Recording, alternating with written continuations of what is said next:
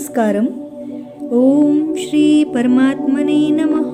दूरेण ह्यवरं कर्म बुद्धियोगात् धनञ्जय बुद्धौ शरणम् अन्विच्छ कृपणः फलहेतवः. बुद्धि योग की अपेक्षा सकाम कर्म दूर से ही निकृष्ट है। अतः हे धनंजय, तू बुद्धि का आश्रय ले, क्योंकि फल के हेतु बनने वाले अत्यंत दीन है। बुद्धियुक्तो जहातीह उभे सुकृत दुष्कृते तस्माद् योगाय युज्यस्व योगः कर्मसु कौशलम्. बुद्धि से युक्त मनुष्य यहाँ जीवित अवस्था में ही पुण्य और पाप दोनों का त्याग कर देता है। अतः तू योग में लग जा, क्योंकि योग ही कर्मों में कुशलता है। कर्मजं बुद्धियुक्ता हि फलं त्यक्त्वा मनीषिणः जन्मबन्धविनिर्मुक्ताः पदं गच्छन्त्यनामयम्. समतायुक्त मनीषी साधक कर्मजन्य फल का त्याग करके जन्मरूप बंधन से मुक्त होकर निर्विकार पद को प्राप्त हो जाते हैं। यदा ते मोहकलिलं बुद्धिर्व्यतितरिष्यति तदा गन्तासि निर्वेदं श्रोतव्यस्य श्रुतस्य च.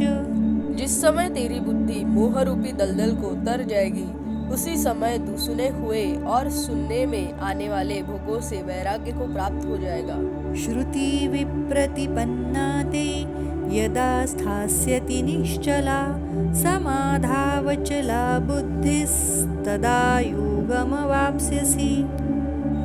जिस काल में शास्त्रीय मतभेदों से विचलित हुई तेरी बुद्धि निश्चल हो जाएगी और परमात्मा में अचल हो जाएगी, उस काल में तू योग को प्राप्त हो जाएगा। अर्जुन उवाच स्थितप्रज्ञस्य का भाषा समाधिस्थस्य केशव स्थितधिः किं प्रभाषेत् किमासीत् व्रजेत् किम्.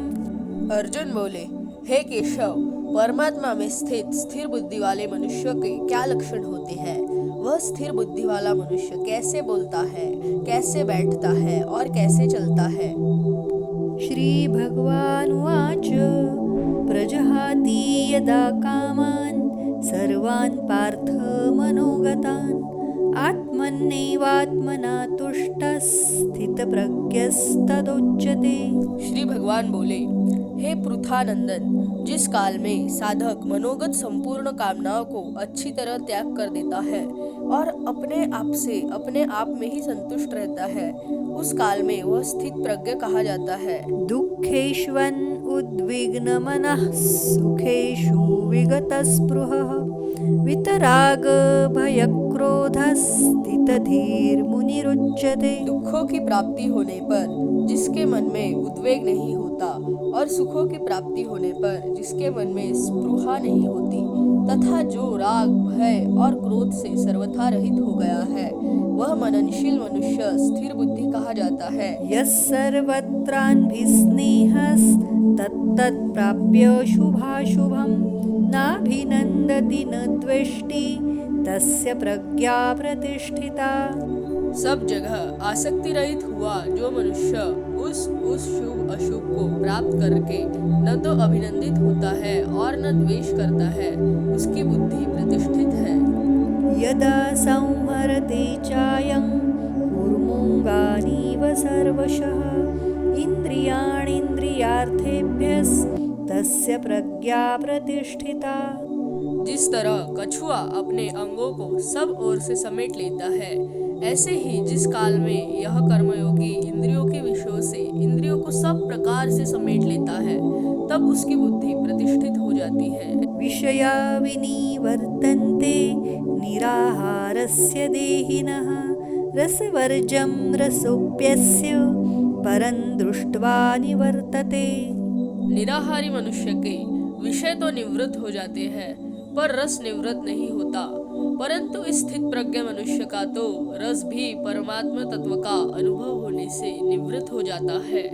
यततो ह्यपि कौन्तेय पुरुषस्य विपश्चितः इन्द्रियाणि प्रमाथीनि हरन्ति प्रसभं मनः. हे कुंती नंदन, यत्न करते हुए विद्वान मनुष्य की भी प्रमथनशील इंद्रिया उसके मन को बलपूर्वक हर लेती है। तानि सर्वाणि संयम्य युक्त आसीत मत्परः वशे हि यस्येन्द्रियाणि तस्य प्रज्ञा प्रतिष्ठिता। कर्मयोगी साधक उन संपूर्ण इंद्रियों को वश में करके मेरे परायण होकर बैठे, क्योंकि जिसकी इंद्रिया वश में है उसकी बुद्धि प्रतिष्ठित है।